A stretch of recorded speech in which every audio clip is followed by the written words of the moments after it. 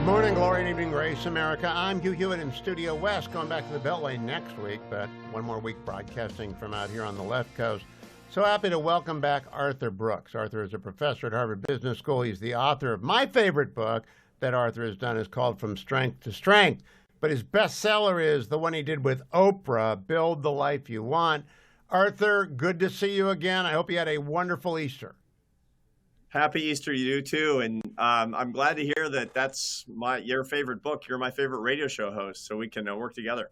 Okay, we're tied. Arthur, I want to talk to you about two things.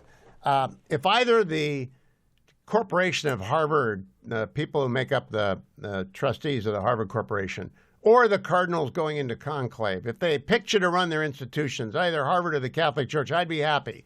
So I want to talk to you about both of those institutions, but let's start with the Pope. What do you think is the legacy of Francis? So it's a good question. You know, we have a tendency to look at the leader of any big national, transnational organization, anything huge, in terms of current politics. That's not what we're going to be thinking about. He was controversial at times. There was some confusion around what he said at times because it was interpreted in the context of what people were talking about in the political moment. But I think that what he'll be remembered for are the many good things that he talked about. He was very traditional with respect to his condemnation of the imperialism of the new kind cultural movements, you know, trying to spread these weird Western ideas that were not consistent with the Catholic faith into places like Africa. He was very hostile to that. He talked a lot about the fact that there, in fact, is evil in the world. But most importantly, he was a shepherd. And he talked about the fact that the Catholic Church needed to be shepherds that smelled like the sheep and to bring the church closer to the people. I think that's how he'll be remembered in a very positive way. Now, I read a couple essays in the first hour, one by Archbishop Hugh, one by R.R. Reno. In the R.R. Reno essay, he writes, Pope Francis's papacy reflected the habitual anti-Americanism of the Latin Americans of his generation. I believe that. I felt that. I don't know that it matters to the rest of the world, but I kind of thought he didn't like us much. Yeah, Pope Francis, like many people around the world, doesn't understand, not just Americans, he doesn't understand the magic of American Catholicism. Here's the weird thing about American Catholicism. Catholicism in the United States is not the church of the empire, the church of the powerful. Look, Hugh, as you know, I've lived off and on in Spain for the past 35 years. And to be Catholic is to be part of the establishment. To be Catholic in America is to be the outsider. It's to be the immigrant. I mean, these are the churches in these neighborhoods that people scrapped to just be able to build. These were the people that were not accepted in the local hospitals, the local universities, which is why they started these great institutions in the United States. And most people that come from these countries where the Catholic Church is part of the establishment don't get the fact that the magic of American Catholicism, which is what the world needs more of, is an institution that represents everybody with radical human equality and a whole culture of opportunity as something that God wants for all of us. When you say the world needs more of American Catholicism, that will strike the German bishops quite oddly. What do you mean by that? Well, again, in Germany, for example, the Catholic Church is a representation of power, of institutionalized power, because the Roman Catholic Church over last 2 millennia, as Europe was developing, it was the seat of power. The Vatican was very powerful. I understand that, but again, when it came to the United States, it came on the boats with the immigrants who didn't have absolutely anything. And so, if the German bishops, if they want to represent the outsiders, they need a church, a poor church for the poor. That's the American Roman Catholic Church that stands for freedom and opportunity and radical equality, notwithstanding where you were born. That's what we need more of, and that's the spirit of American Catholicism. Now, let me ask you a specific question that comes from the book I referenced, From Strength to Strength, which I've told so many people to read. I think it's probably changed more lives than any other book of the last decade. From Strength to Strength is about where you find yourself in your life and what you ought to do. The first comment I had about the passing of the Pope after saying a prayer for his soul today was that it's been since 1995, Arthur, that the Catholic Church has had a Pope who is 75 years or younger. So for the Yeah. last 30 years, we've been led by men who are 75 years or older. I don't think that's healthy. What do you think? Yeah, I mean that's probably not the original intention. Of course, I'm talking about the intention of the Holy Spirit. So who am I to say? But by the way, it's the same problem in American politics. As you Yes. know, I mean, it's been a long time since we've had a president who's of an age where we would actually hire a CEO for Pete's sake, and that becomes really really problematic. And I think there's a time that will come in many institutions like the American presidency, perhaps even the Vatican, where we'll start asking what is the appropriate age beyond which we shouldn't have a chief executive. And that's exactly why Pope Benedict retired, is because he said that he was too old to actually serve. And that's the reason that bishops are asked to retire at the age of 75. So I think that the time is coming when the Catholic Church is going to probably prayerfully rethink that. Now, have you followed? I've only casually followed who the conclave will be populated by because I kept looking for Archbishop Gomez to show up on there. He leads the country's largest archdiocese in Los Angeles. He was born in Mexico City. He's a member of Opus Dei. I thought for sure he would have been made a cardinal by now, but he wasn't. And I think part of that was Francis's ongoing argument with the American Church. Given who Francis has sent in, do you expect any particular kind of pope to come out the other end? It's impossible to predict. I mean, everybody thought that coming out of Pope Paul VI that John Paul I, who reigned for a month, and then John Paul II would be in that style. And John Paul II wound up being the pivotal figure in resolving the Cold War without war and bringing more of the world into global democracy, also converting more souls for the Catholic Church than anybody else. That was not what anybody expected. Similarly, nobody expected Pope Francis to be exactly who he was, because he behaved in an entirely different way than when he was the cardinal, the Archbishop of Buenos Aires. So the truth of the matter is that we're very bad at predicting, because people are different when they have the white hat than the way they are when they're in the College of Cardinals. So the Holy Spirit has a few tricks up his sleeve, I dare say, and I can't predict very well, and I probably wouldn't even if I could. Oh, well, we've got at least 24 days. I know I've done my math wrong. At least 15 days to start the conclave, and it might be more than 20 days before we start. And it's going to be unwieldy because it's larger than John Paul II wanted it to be. And everyone saw the movie Conclave. It doesn't work that way as far as I understand it. Do you think it works that way at all? I didn't see Conclave, and the truth is I don't understand Vaticanology at all. And I think, Washington, D.C. is impossible for me to understand. So the Vatican, wow. So I don't know. Okay, so if anyone comes out of this who is not from Europe and not from America, will you be relieved or will you be alarmed? It'll really depend on who the person is, how the man is, and how the man governs, how the man shepherds the church. Because there's so many good people from all over the world. I mean, some of these African cardinals are so great. And the truth of the matter is that the future of the Roman Catholic Church around the world, it might just be in Africa, right, Hugh?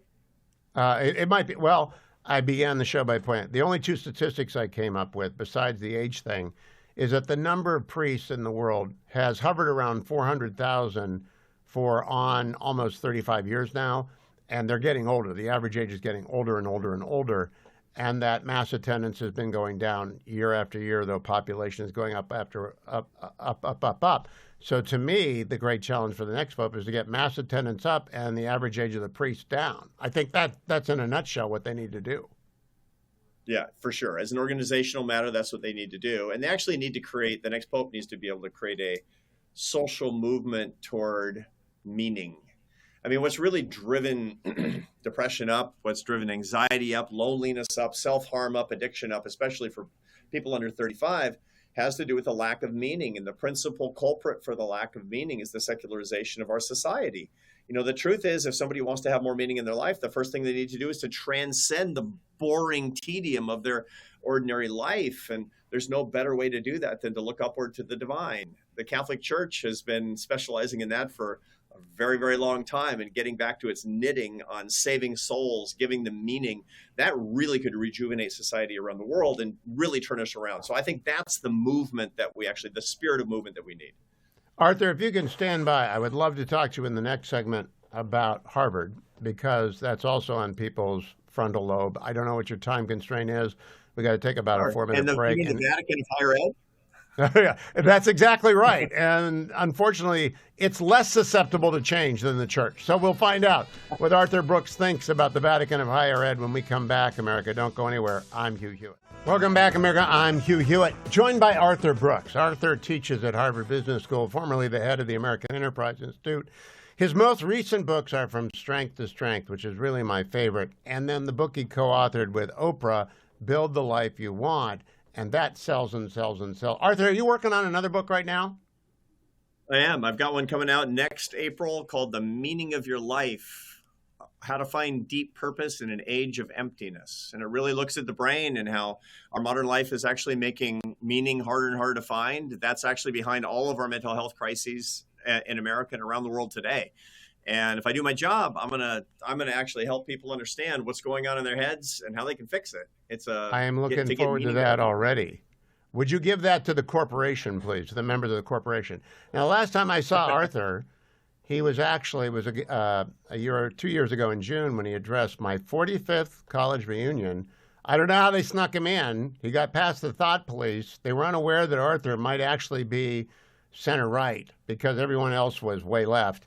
Arthur, Harvard's broken, and I know they're pushing back against the Trump administration. Let's put that aside. They've been found guilty of discriminating on the basis of race. They have had wild outbreaks of anti-Semitism. The intellectual diversity there, except for you and perhaps some colleagues at the business school, is not great. Harvey Mansfield can't live forever. What's that university got to do? And I think they overestimate, by the way, their standing in the society greatly. How do you assess their situation right now?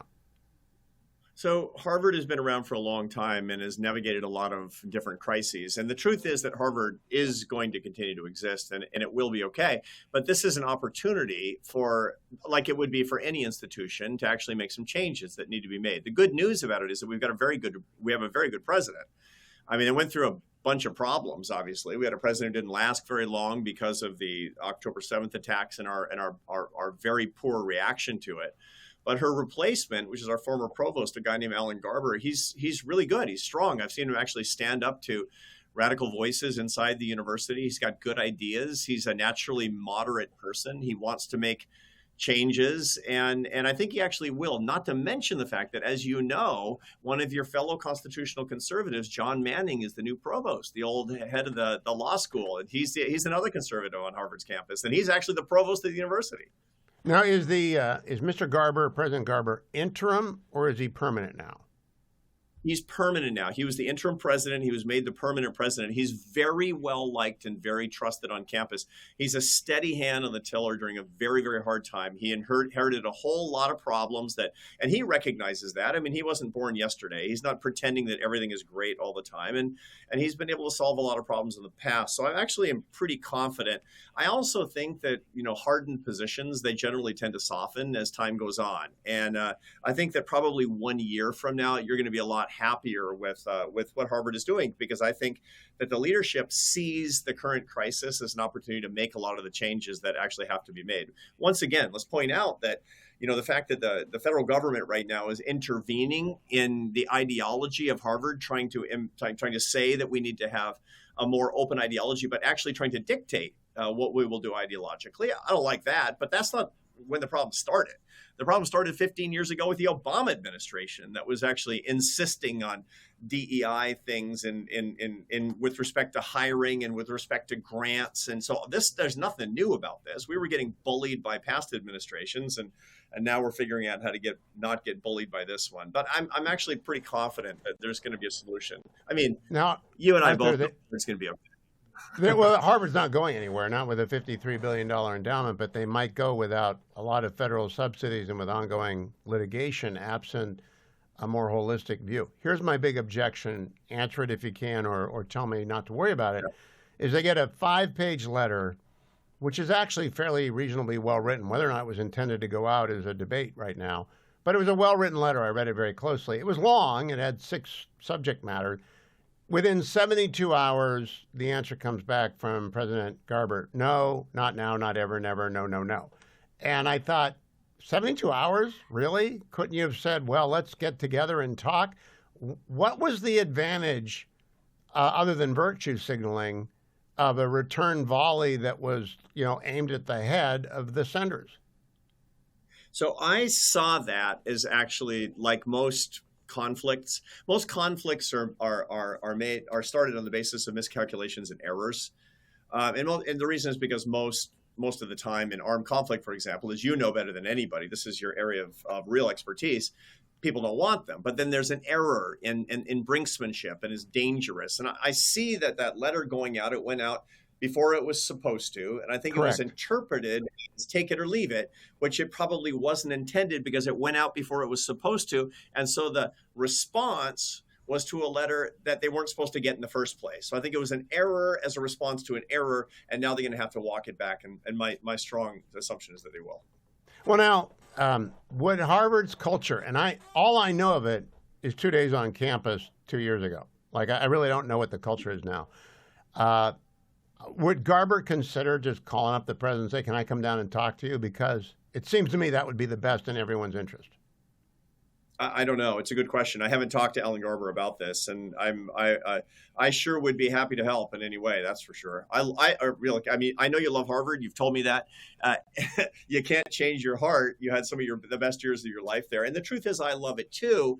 But I recognize the problems that are there, and I think the opportunity, again, in any organization, a crisis that you have like this is an entrepreneurial opportunity to become much better than you were in the past, and that's how this has to be viewed. Well, now, I'll broaden out the lens. It's not just Harvard. It's higher ed. There was my law school was racked by controversy after controversy, as was the University of Michigan over the last many years. Columbia is a mess. UCLA was basically a ghetto for Jews in the aftermath of 10/7, where they were not even allowed access to some building. In other words, we have a crisis outside of Hillsdale College and maybe Grove City that seems to me to be endemic, Arthur Brooks. How do we fix that? Yeah, so the truth of the matter is that the crisis in higher ed was building for a very long time. And once again, a lot of it had to do with the guidance that was pushed through into higher ed during the Obama administration that was really pushing a lot of ideology into what they were doing and empowering certain voices. It was making it harder and harder to have any sort of ideological balance on these campuses. The trouble is that it wasn't apparent to the outside world until it exploded. And that's great. When something explodes like that and everybody knows about it, you can actually start doing some good about it. But I'm telling you, in 2019, 2020, I was saying, whoa, you guys, this is a real problem all across higher education, because that's when I came back. And, I had a natural experiment, Hugh. I was at Syracuse for a long time. I left at the end of 2008. I was gone for 11 years to be president of AEI. I didn't pay attention to higher ed very much. And I came back to my happy home where the students were happier than the professors and everybody was getting along. And in 2019, it was like, Rip Van Winkle coming back after 20 years. Sleep. It was like, what is this place? What happened? The American Revolution? What happened? And the truth of the matter, it was just so dramatic what had happened. And what had happened was that the federal government had been messing around inside higher education this entire time, and it built this culture, this combustible culture, and then it blew up. And that's good. Well, I only have one bit of advice for President Gardner, which is call you, and then you give him lots of advice. Arthur, I look forward to talking to you next spring when the next book is out, if not before. Thank you for your time today on both of these subjects of great importance. Arthur Brooks from Harvard Business School, author of From Strength to Strength and Build the Life You Want. I'll be right back, America.